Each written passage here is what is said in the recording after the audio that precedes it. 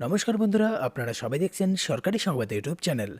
বন্ধুরা, ইতিমধ্যে আমাদের পশ্চিমবঙ্গ রাজ্যে মুখ্যমন্ত্রী মমতা বন্দ্যোপাধ্যায়ের তরফে মহিলাদের জন্য একটা নতুন প্রকল্প শুরু করা হলো।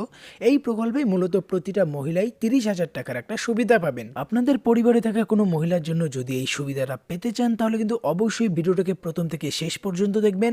এরই সাথে বন্ধুরা, ভিডিওটিকে কোন জেলা থেকে দেখছেন সেটা কিন্তু কমেন্ট বক্সে বলে দেবেন। বন্ধুরা, এই নতুন যোজনাটার নাম হচ্ছে মহিলা সমৃদ্ধি যোজনা।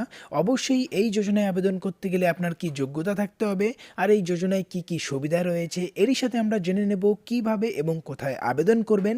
এরই সাথে আবেদন করতে গেলে কি কি ডকুমেন্টস লাগবে, সেই সমস্ত তথ্যই কিন্তু আজকের ভিডিওতে আপনাদের এক এক করে আমি বুঝিয়ে দেবো। তো অবশ্যই কিন্তু ভিডিওটিকে প্রথম থেকে শেষ পর্যন্ত দেখবেন। আর অবশ্যই যদি আপনিও 30,000 টাকা পেতে চান, তো অবশ্যই কিন্তু ভিডিওটিকে একটি লাইক করে লাল রঙের সাবস্ক্রাইব বাটনে ক্লিক করে বেল নোটিফিকেশনটা অল করে দেবেন। বন্ধুরা, আমাদের পশ্চিমবঙ্গের মুখ্যমন্ত্রী মমতা বন্দ্যোপাধ্যায় মূলত প্রতিটা মহিলাকে স্বনির্ভর করার জন্যই এই মহিলা সমৃদ্ধি যোজনাটি শুরু করে।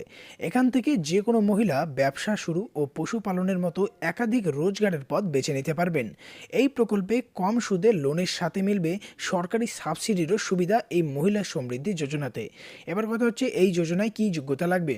প্রথমত, বার্ষিক পারিবারিক আয় সর্বাধিক 1.5 লক্ষ টাকা পর্যন্ত হতে হবে, আর বয়স 18 থেকে 50 বছরের মধ্যে হতে হবে।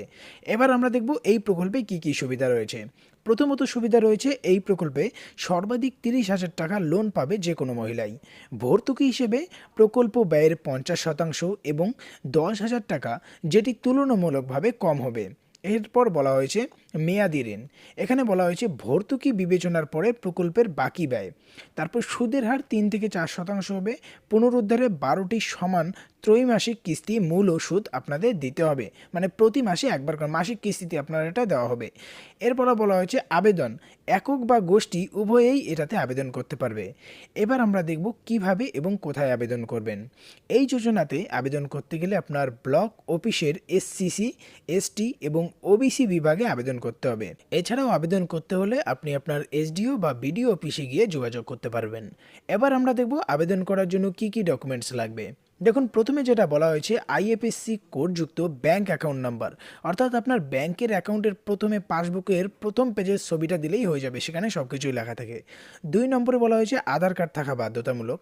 এরপরে বলা হয়েছে তপশিলি জাতি এসসি সার্টিফিকেট বাধ্যতামূলক নয়। 4 নম্বরে চেয়ারম্যান, পৌরসভা বা সভাপতি, পঞ্চায়েত সমিতি কর্তৃক প্রদত্ত জাতির শংসাপত্র গ্রহণযোগ্য, মানে আপনার বাসিন্দা সার্টিফিকেট যেটা হয়ে থাকে সেটা লাগবে। এরপরে বলা হয়েছে আপনার আয়ের শংসাপত্র অর্থাৎ ইনকাম সার্টিফিকেট লাগবে। এরপর নন জুডিশিয়াল 10 টাকার একটা স্টাম্প পেপার লাগবে। এরপর আবেদন ফর্মের সঙ্গে সঙ্গে এই সমস্ত ডকুমেন্টস অ্যাটাচ করে আপনাকে জমা করতে হবে এসডিও বা বিডিও অফিসে।